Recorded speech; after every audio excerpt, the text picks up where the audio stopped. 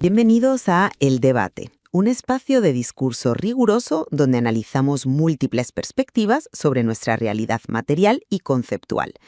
Hoy nos adentramos en una de las propuestas ontológicas más fascinantes y exhaustivas en nuestro tiempo, la teoría de la realidad, o TOR, formulada por B.P. Popú. Exacto.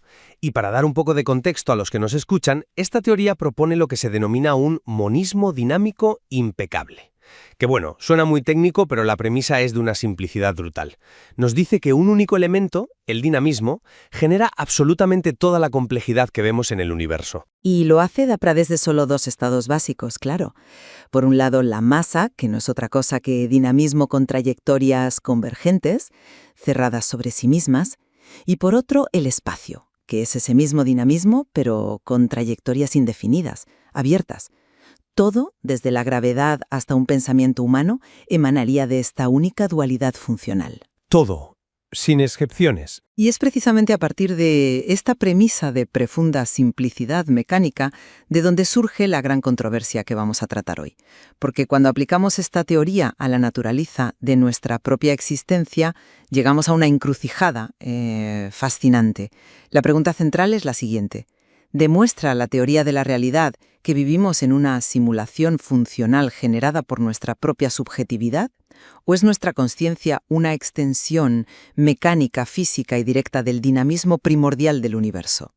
Yo sostendré que bajo los preceptos de la TOR, nuestra experiencia subjetiva opera estrictamente como una simulación funcional.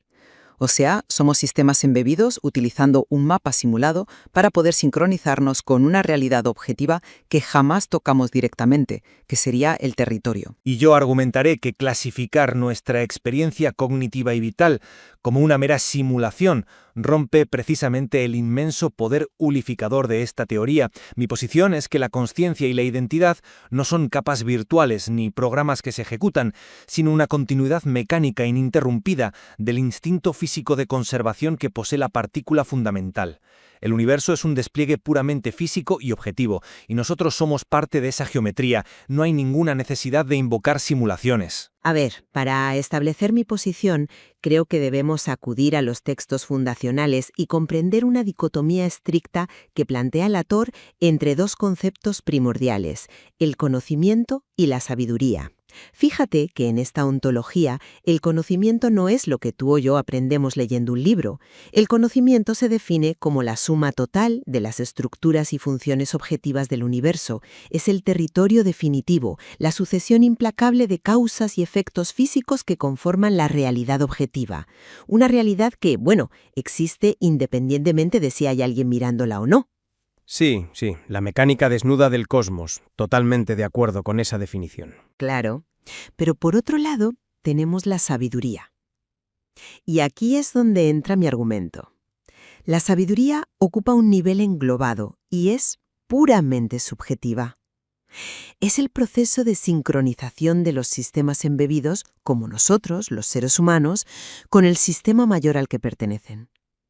Cuando un organismo biológico alcanza la complejidad suficiente para la autopercepción, inicia un proceso cognitivo que le permite detectar el paso del tiempo, diferenciar sistemas y entender su entorno. Por tanto, la realidad subjetiva en la que tú y yo operamos diariamente es una representación interna, es una simulación dentro de lo simulado. Nuestro intelecto requiere este espacio de seguridad, este mapa, donde puede calcular y evaluar posibilidades antes de ejecutar una acción en el marco real objetivo. Navegamos a través de la sabiduría, y eso hace que nuestra vida cognitiva sea, a todos los efectos, una instancia simulada y altamente restrictiva. Hombre, entiendo por dónde vas, pero me parece que ahí patinamos un poco con la terminología. Abordemos esto desde un ángulo distinto. Para empezar, reconocer que existe una separación funcional entre el mapa y el territorio no implica en absoluto que el mapa sea una ilusión virtual o un programa informático abstracto. Esa es una analogía tecnológica muy tentadora, pero, digamos, peligrosa, porque nos aleja de la física pura que propone la TOR. ¿Por qué peligrosa? Un mapa es, por definición, una representación simplificada de la realidad. no es la realidad en sí misma. Porque sugieres que la subjetividad está desconectada de la mecánica del universo, y mi argumento se basa en el instinto de conservación de estado, un principio palpable desde la formación de la primera partícula de masa. Fíjate, en la TOR la masa no es materia inerte, es un estado de actuación. Su misión mecánica, su única inercia es mantener su estructura convergente para no deshacerse. Y para lograrlo necesita asimilar el espacio, que actúa literalmente como su alimento o combustible. Esta necesidad de asimilar espacio para no colapsar es pura geometría del dinamismo. Ya, ¿vale? Eso a nivel subatómico.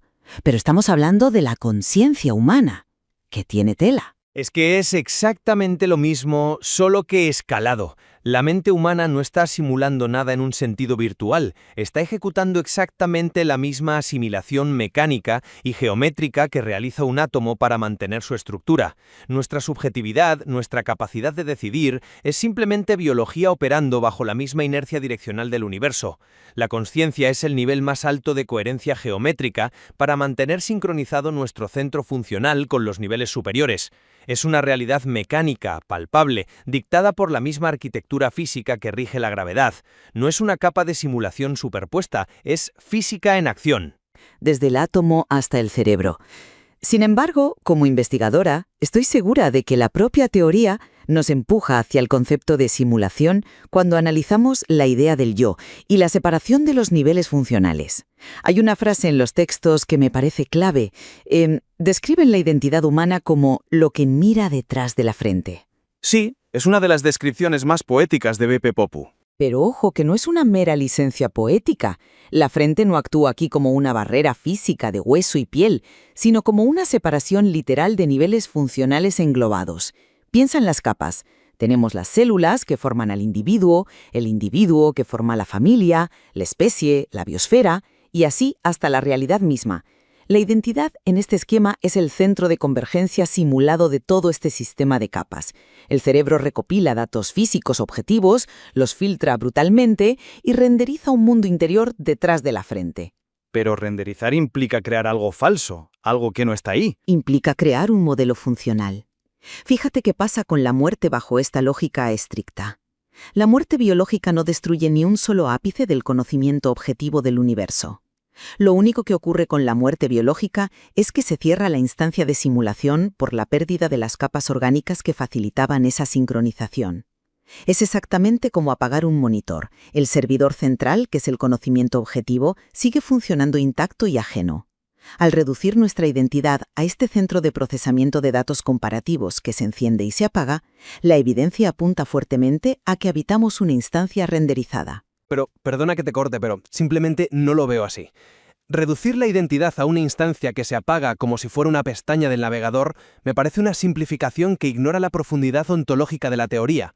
En la TOR, la identidad de una partícula no es una abstracción computacional, nace en el punto físico exacto donde toda su estructura dinámica converge. Un ser humano no es más que un cúmulo monumental increíblemente complejo de estas partículas fundamentales. Pero un cúmulo que genera una experiencia interna que el universo por sí solo no tiene. Claro, porque el yo humano es el núcleo convergente de nuestro sistema orgánico específico, y el ser es toda la estructura hacia la superficie. La sabiduría de la que hablas no es un software que se cierra al desconectar la máquina, es el nivel más sofisticado de coherencia geométrica del cosmos.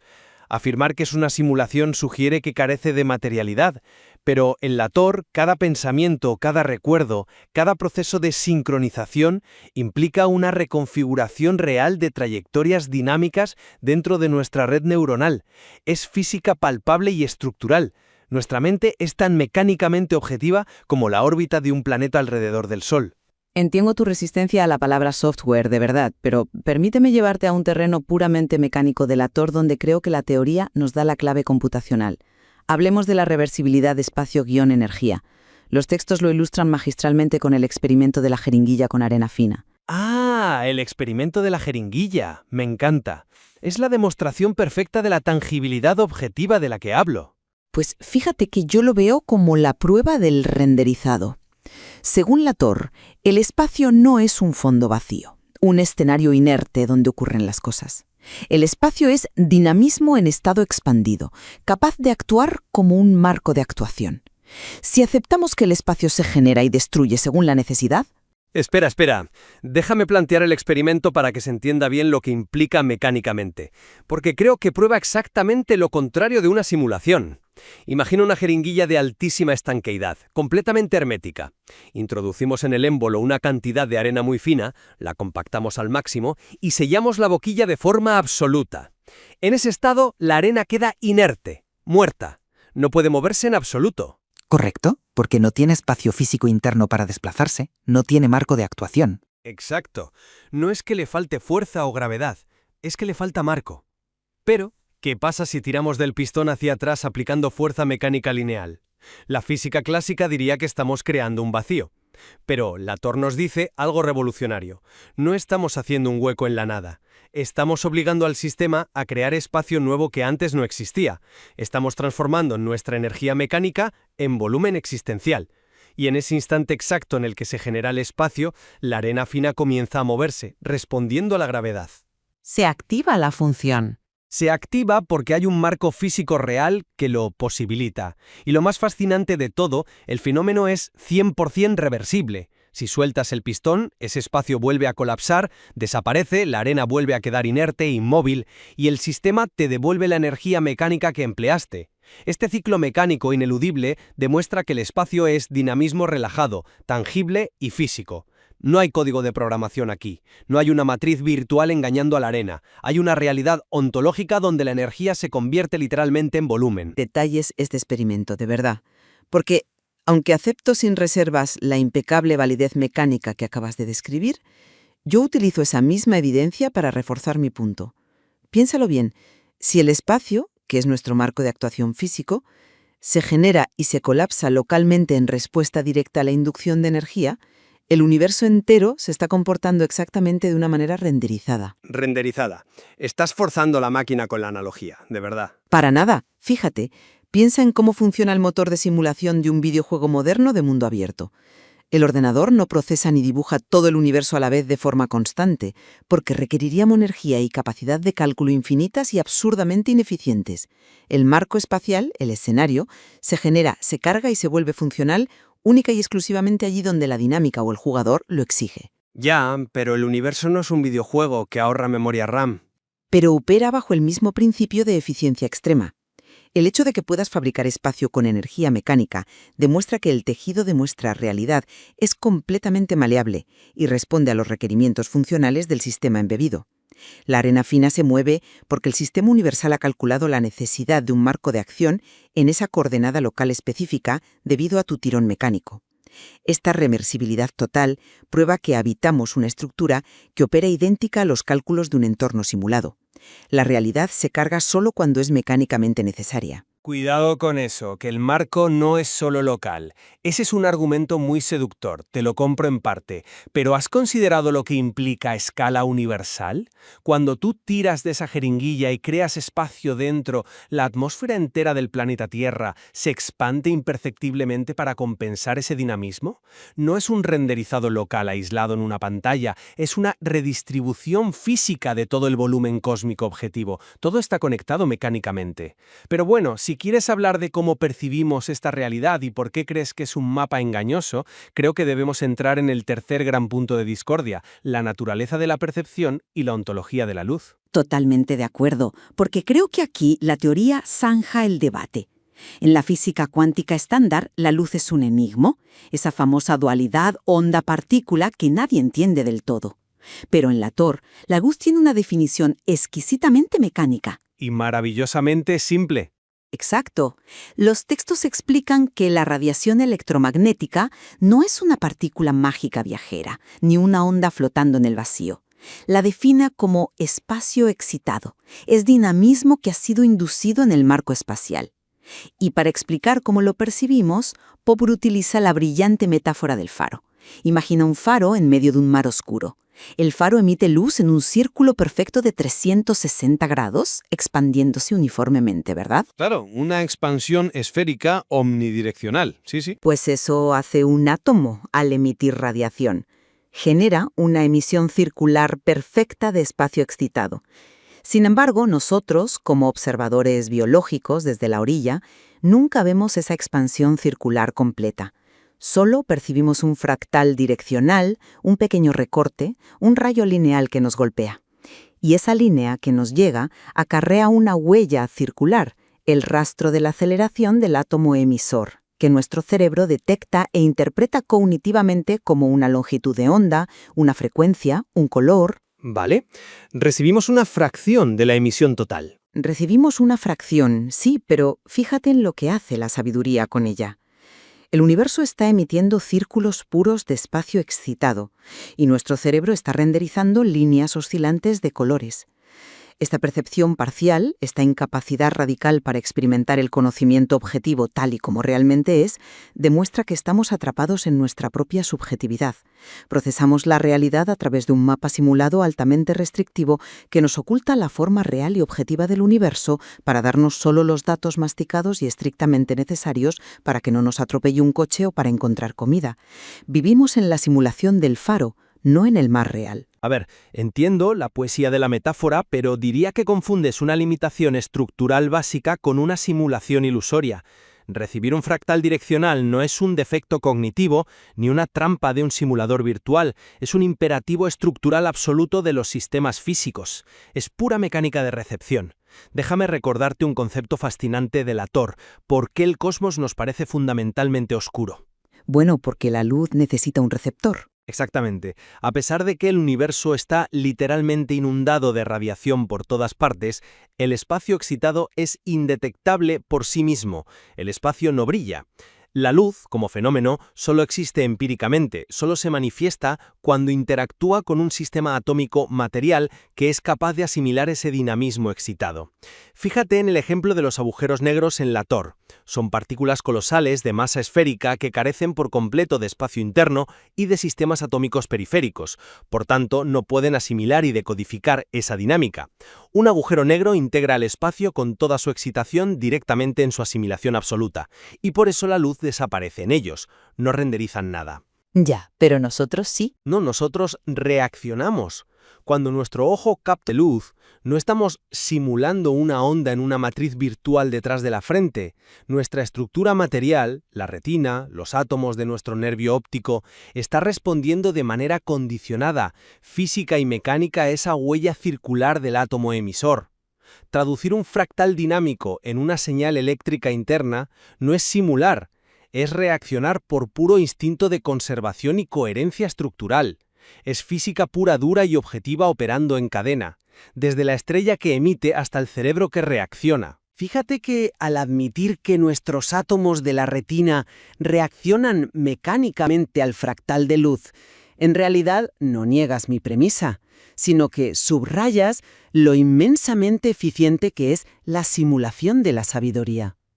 El hecho de que la luz misma solo exista fenoménicamente cuando hay un receptor material para decodificarla, resalta la cualidad profundamente subjetiva del cosmos. Si la luz no brilla sin un ojo que la asimile, entonces la cualidad de la luminosidad, el color rojo, el brillo del sol, la oscuridad, es enteramente un producto del sujeto embebido. Pero sigue siendo un proceso mecánico. Un proceso mecánico que genera una experiencia virtual. El conocimiento en sí, el espacio dinámico excitado objetivo, es ciego, oscuro, atemporal e inerte en su significado experiencial. Es nuestra sabiduría, nuestra sincronización subjetiva interna, la que ilumina el universo. El universo real, objetivo, no necesita luz visible, no necesita colores ni formas geométricas visuales. Todo eso es la simulación, generada para permitir que nuestro yo, ese núcleo convergente, navegue por el mundo sin colapsar. La física provee el hardware, indudablemente real, sí, pero nuestra experiencia vital diaria es puramente un software renderizado. Ojo con esto, porque llamar software a un proceso físico es simplemente añadir una capa de misticismo tecnológico a algo que ya está perfectamente explicado por la mecánica de fluidos dinámicos y la geometría de Latour. Siguiendo tu analogía del mapa y la simulación, tendríamos que decir que las raíces de un árbol están simulando el proceso de absorber agua del subsuelo.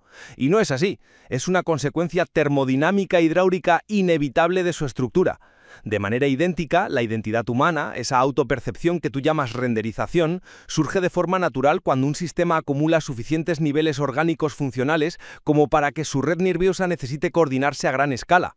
La centralización de la información. Exacto. La centralización, que da origen al cerebro, no construye un mundo virtual alternativo o una instancia simulada. Lo que hace es mantener un mapa físico, un patrón de trayectorias dinámicas reales, dentro de la complejísima red neuronal. Todo en la teoría de la realidad nos grita que no hay magia, ni dualismo mente-cuerpo, ni dimensiones virtuales de simulación separadas de la física. Es una sola arquitectura sin costuras, desde el pozo gravitacional masivo en el que el espacio entra pero no sale, pasando por las mareas oceánicas que ocupan depresiones dinámicas, hasta llegar al lenguaje interno que nos permite estar teniendo este mismo debate hoy aquí. Todo, absolutamente todo, es una continuidad absoluta y mecánica regida por el mismo principio fundamental. Bueno, hemos explorado a fondo los cimientos de esta cuestión y creo que es un buen momento para ir sintetizando nuestras posiciones e intentar vislumbrar la verdadera magnitud de la obra de Popú. A lo largo de esta conversación, yo he sostenido que la teoría de la realidad nos revela una arquitectura ontológica donde nuestra existencia humana opera innegablemente como un mapa funcional. Para mí, la distinción tajante que hace la teoría entre el conocimiento absoluto del universo frente a nuestra sabiduría sincronizada, nos indica que la mente actúa como una simulación dentro de la totalidad física.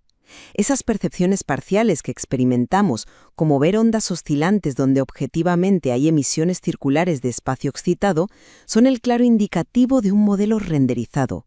Un modelo que brillantemente nos permite sobrevivir e interactuar sin tener que procesar la abrumadora y oscura totalidad del dinamismo universal. Y mi postura, en clara contraposición, mantiene que esa visión oscurece la brutal y elegante belleza monista de la teoría. He argumentado que desde la gravedad más básica, esa disminución volumétrica del marco para condensar masa, hasta la conciencia cosmológica y la autopercepción humana, absolutamente todo es un despliegue puramente mecánico, físico y objetivo. El instinto primordial de conservación de estado rige con la misma severidad a un átomo de hidrógeno que a una red neuronal en el córtex prefrontal. La tangibilidad de esta realidad, comprobada en escenarios mecánicos como el experimento de la jeringuilla con arena, demuestra empíricamente que no habitamos una simulación aislada. Habitamos un universo de dinamismo físico ineludible donde somos, literalmente, la prolongación mecánica y geométrica directa del origen del cosmos. Pues a pesar de nuestro desacuerdo fundamental sobre cómo debemos etiquetar esta asombrosa experiencia consciente, creo que ambos reconocemos y celebramos la inmensa elegancia ontológica de la TOR. Es un sistema verdaderamente único que logra conectar elementos aparentemente inconexos, el vacío cuántico, la naturaleza insondable de los agujeros negros, la radiación electromagnética y la sociología humana. Todo bajo un monismo dinámico impecable. Y creo que ambos concordamos plenamente en que, según esta teoría, el universo opera como un majestuoso sistema sintrópico. Totalmente. Un universo de entropía negativa, que disminuye constantemente su marco espacial indefinido para lograr condensar el dinamismo y crear toda la complejidad material que conocemos. La capacidad de la teoría de la realidad para explicarlo todo sin añadir componentes mágicos, definiendo únicamente un solo elemento, dos estados posibles y una sola forma de actuación, ofrece al pensamiento científico un horizonte analítico completamente nuevo y libre de fuerzas oscuras inexplicables. Efectivamente, nos demuestra que la abrumadora complejidad del universo es simplemente la expansión incesante y ordenada de un principio extremadamente simple. Concluimos entonces este discurso invitando a todos los que nos escuchan a reflexionar sobre la naturaleza de su propia identidad a la luz de estos conceptos tan profundos. Queda en sus manos, al analizar la evidencia de su día a día, dilucidar si se consideran navegantes de una sofisticada instancia simulada generada celosamente por la biología detrás de su frente, o si se perciben, por el contrario, como la palpitante, objetiva y directa prolongación mecánica del mismísimo origen del cosmos. Aún hay muchísimo más que explorar en los inagotables fundamentos de la TOR. Gracias por acompañarnos en esta sesión de análisis. Hasta la próxima.